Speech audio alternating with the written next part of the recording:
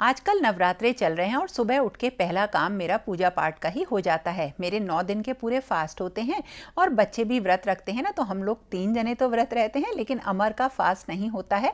तो मुझे दोनों तरह का खाना वगैरह बनाना पड़ता है, लेकिन हाँ, जल्दी जल्दी अपने काम खत्म करती हूँ। जैसे पूजा हुआ और उसके बाद हवन का, प्रसाद का, भोग का ढेर सारा काम है।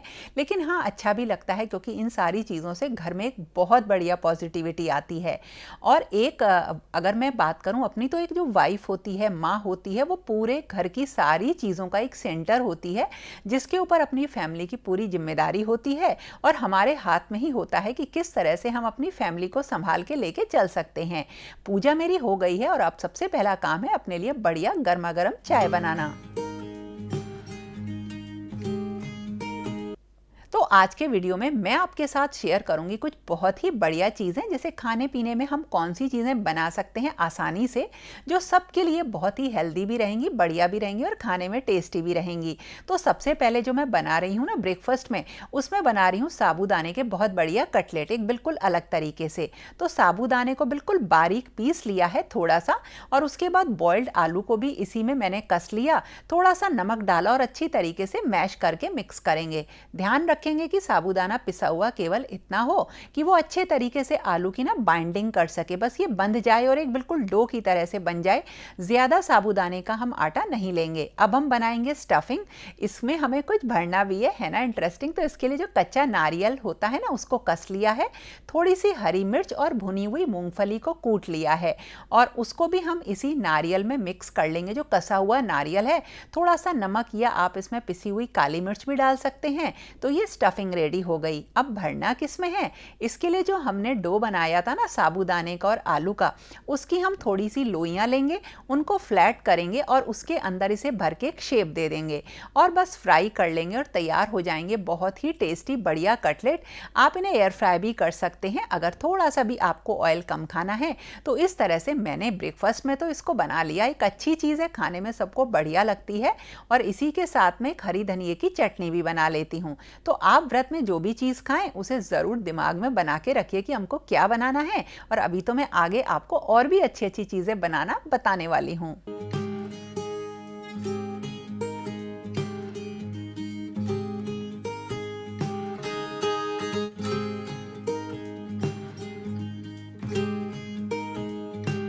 सुबह का टाइम ना बहुत ज़्यादा बिजी होता है और सब अपने अपने काम की प्रिपरेशंस में लगे होते हैं। लेकिन जो ब्रेकफास्ट का टाइम होता है ना, ये एक ऐसा समय होता है जब अक्सर ना हम सब लोग बैठ के बात करते हैं बच्चों से स्टडीज़ की, कैरियर की, या कॉलेज में क्या चल रहा है, कौन सा सब्जेक्ट इंटरेस्टिंग लग रहा है और कौन सा थोड़ा चैलेंजिंग। और पेरेंट होने के नाते हमें भी ये समझ में आता है कि हर एज को थोड़ी एक्स्ट्रा गाइडेंस की ज़रूरत होती ही है। आज मैं आपसे ना अपना एक पर्सनल पर्सपेक्टिव शेयर करना चाहती हूँ। मैंने इंजीनियरिंग कॉलेज में कंप्यूटर साइंस और टेक्नोलॉजी डिपार्टमेंट को हेड किया है, इसलिए मुझे अच्छे से पता है कि मैथ्स की स्ट्रॉन्ग फाउंडेशन कितनी इंपॉर्टेंट है। इंजीनियरिंग हो, टेक्नोलॉजी हो या साइंस हो, मैथ्स सब जगह एक बेसिक बिल्डिंग ब्लॉक है। लेकिन आजकल बच्चे इससे थोड़ा डरते हैं, उन्हें फॉर्मूलाज याद करने पड़ते हैं और उन्हें कॉन्सेप्ट समझने का मौका कम मिलता है। इसी प्रॉब्लम को सॉल्व करने के लिए रिसेंटली मुझे पता चला भांजू के बारे में। तो भांजू ना एक ऑनलाइन मैथ लर्निंग प्लेटफॉर्म है जो बच्चों को मैथ्स को सीखने का एक बिल्कुल डिफरेंट तरीका देता है। For some it does take time, but at least it takes a minute or so to solve. But why is it so?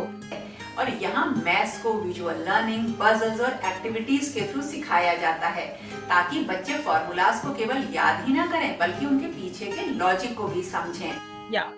Can you all see the screen? Yes. So please start reading the text that you see on the screen. It is written, hello, you are in math session 496. और सबसे interesting बात यह है कि भांजू को start किया है श्री नीलकंठ भानु ने, जो कि वर्ल्ड के फास्टेस्ट ह्यूमन कैलकुलेटर के नाम से जाने जाते हैं। और हाँ, क्लास का जो बैच साइज है वो काफी छोटा है, 1 टीचर और 6 स्टूडेंट्स। इससे हर बच्चे को एक इंडिविजुअल और प्रॉपर अटेंशन मिलती है। अगर आप भी चाहते हैं कि आपके बच्चे की मैथ्स फाउंडेशन स्ट्रॉन्ग हो और उसके मन में मैथ्स को लेके जो डर है वो निकले, तो भांजू एक free 50 minute math master class conduct कर रहा है। तो आप भी अपने बच्चे को इस डेमो क्लास के लिए रजिस्टर कर सकते हैं। इसका लिंक आपको डिस्क्रिप्शन बॉक्स और पिन कमेंट में मिल जाएगा। तो आप इजीली रजिस्टर करिए और देखिए कि मैथ्स को कितने इंटरेस्टिंग और इजी तरीके से सिखाया जा सकता है।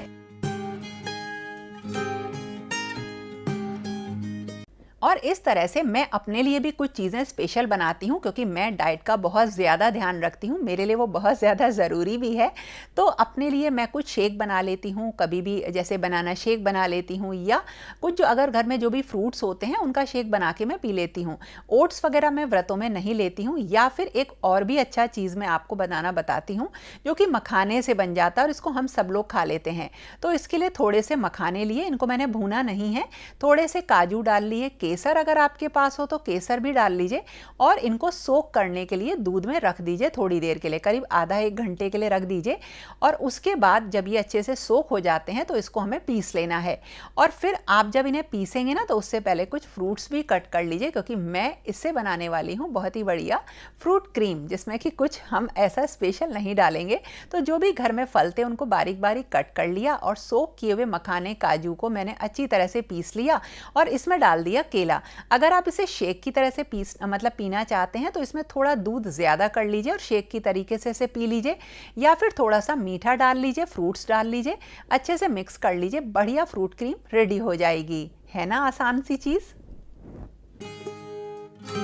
और इसी तरीके से एक और बहुत बढ़िया चीज़ बनती है, वो है लौकी का हलवा। जैसे गाजर का बनता है बिल्कुल उस तरह से लौकी को काट लीजिए, कस लीजिए, और इसे थोड़े से पानी डाल के उबाल लीजिए बढ़िया तरह से, और फिर इसका सारा पानी निकाल लीजिए। अगर आपने लौकी को टुकड़ों में कट किया है तो अच्छे से मैश करके उसका पानी निकाल लीजिए। बस ध्यान रखिएगा कि पानी अच्छी तरीके से इसका निकल जाए। ये व्रत में बहुत टेस्टी लगती है खाने में, और गाजर के हलवे से भी बढ़िया लगती है। अब आप इसमें अपने टेस्ट के अकॉर्डिंग चीनी डालिए, अच्छी तरीके से पकाइए जब तक कि जो चीनी पानी छोड़ती है ना, वो बिल्कुल ड्राई ना हो जाए। उसके बाद घर की मलाई हो, खोआ हो, उसे डाल लीजिए, थोड़ा सा घी डाल के भून लीजिए। बहुत ही बढ़िया लौकी का टेस्टी हलवा रेडी है।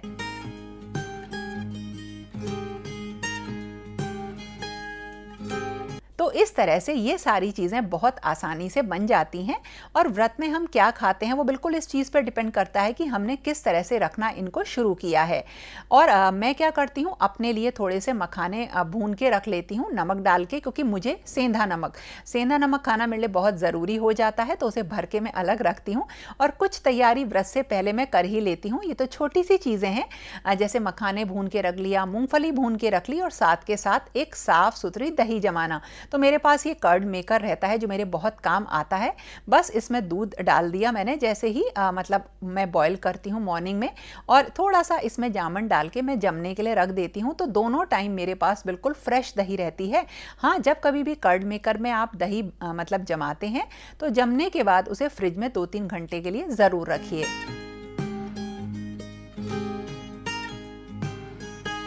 और अब एक चीज़ और है, जो दही है ना, उसकी बड़ी एक अच्छी रेसिपी बताती हूँ। आप जो है जीरा और थोड़ी सी कटी हरी मिर्च डाल के, आलू डाल के अच्छे से भून लीजिए। थोड़ी सी इसमें दही डालेंगे आप, और सेंधा नमक डाल लीजिए, पानी डाल लीजिए। बहुत ही बढ़िया दही वाले आलू रेडी हो जाते हैं। मुझे तो ये ऐसे ही खाना पसंद है बहुत ज़्यादा। लेकिन हाँ, इसके साथ साथ एक चीज़ और है जो बहुत बढ़िया बनती है, और वो है समा के चावल की खिचड़ी। तो इसके लिए समा के जो चावल होते हैं ना, इनको अच्छी तरीके से वॉश करके, 2-3 बार वॉश करके ना, इसे कुछ टाइम के लिए सोख करना होता है। मतलब इससे क्या होता है, ये फूल जाते हैं और खिचड़ी इसकी बहुत अच्छी बनती है। और इसके साथ साथ थोड़ी सी भुनी हुई मूंगफली, बॉइल्ड आलू, हरी मिर्च कटी हुई, जीरा और काली मिर्च भी मैंने ले ली है समा के चावल की खिचड़ी बनाने के लिए। और इसे बनाना बहुत आसान होता है। बस जीरा और हरी मिर्च को थोड़ा सा हमें तड़का देना होता है, और उसमें नमक डाल लीजिए, सेंधा नमक, और उसमें ऐड कर देंगे हम पानी। लगभग दुगना पानी इसमें डल जाता है। और जैसे ही चावल गल जाते हैं तो ऊपर से बॉइल्ड आलू, मूंगफली और धनिया पत्ती आप डाल सकते हैं। सेंधा नमक वगैरह डाल के जब इसे पकाते हैं ना तो ये बहुत आराम से ये चावल पक जाते हैं, खाने में अच्छे लगते हैं, बहुत ही टेस्टी लगते हैं। तो इस तरह से छोटी छोटी रेसिपीज़ हम बना सकते हैं अगर हम व्रत रखते हैं उन्हें खाने के लिए। ये सारी चीज़ें हेल्दी भी होती हैं, खाने में अच्छी भी लगती हैं और थोड़ा सा एक अलग सा आपको टेस्ट भी मिल जाता है।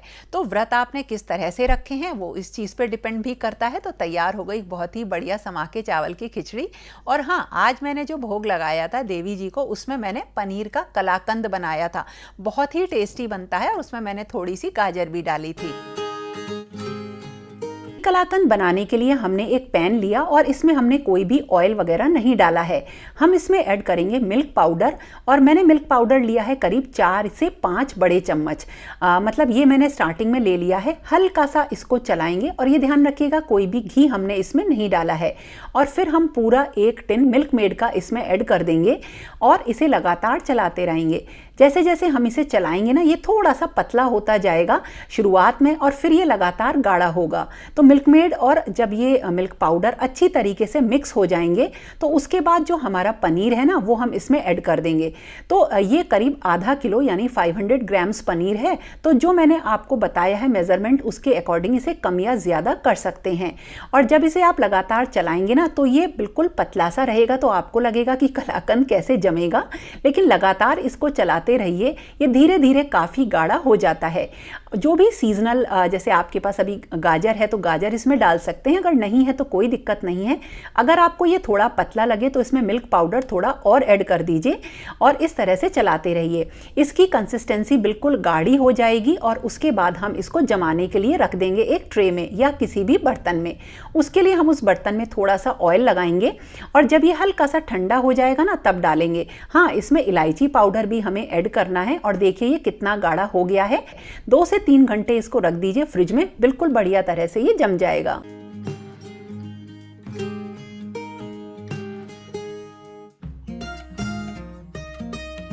व्रत में तो साबूदाना हम सब लोग खाते हैं, लेकिन उसको सोक करने का एक अच्छा तरीका बताती हूँ जिससे कभी भी आपस में चिपकेंगे नहीं और इनसे जो भी चीज़ आप बनाएंगे ना वो बहुत टेस्टी बनेगी। तो सबसे पहले तो साबूदाने को आपको खूब अच्छी तरह से वॉश करना है 3-4 बार, ताकि जो इसका सफ़ेद पानी होता है वो बिल्कुल ना आए और बिल्कुल साफ़ पानी आए, मतलब जब तक धोइए आप।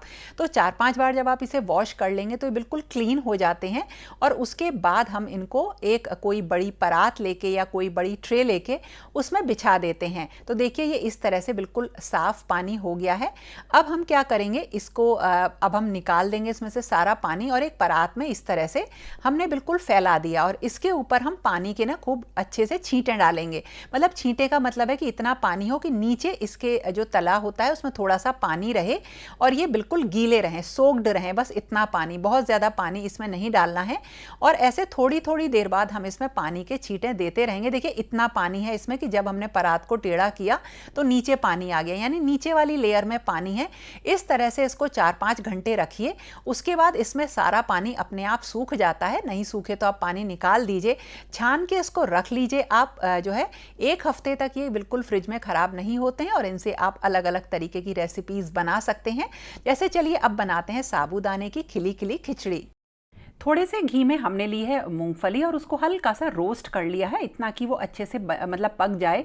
थोड़े से उबले आलू कटे हुए डाले, हरी मिर्च डाली और इनको भी अच्छी तरीके से पका लिया, मतलब 4-5 मिनट के लिए अच्छी तरीके से भून लिया।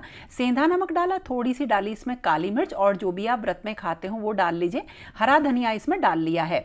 अब जो भुनी हुई मूँगफली मेरे पास रखी रहती हैं उनका थोड़ा सा ना पाउडर बन जाता है, उनको पीस लीजिए और वो थोड़ा सा इसमें डालिए। जो भी आप साबूदाने की खिचड़ी बनाते हैं ना बहुत टेस्टी बनेगी, खिली खिली बनेगी। और साबूदाने को मैं भिगोती हूँ बिल्कुल नई ट्रिक से, मतलब बहुत ज़्यादा देर तक मैं उसे पानी में नहीं भिगोती हूँ। और देखिए इस तरीके से खिला खिला साबूदाना रहता है और इसमें थोड़ा सा नींबू का रस भी आप ऐड कर लीजिए और ये बहुत ही बढ़िया खिचड़ी रेडी है।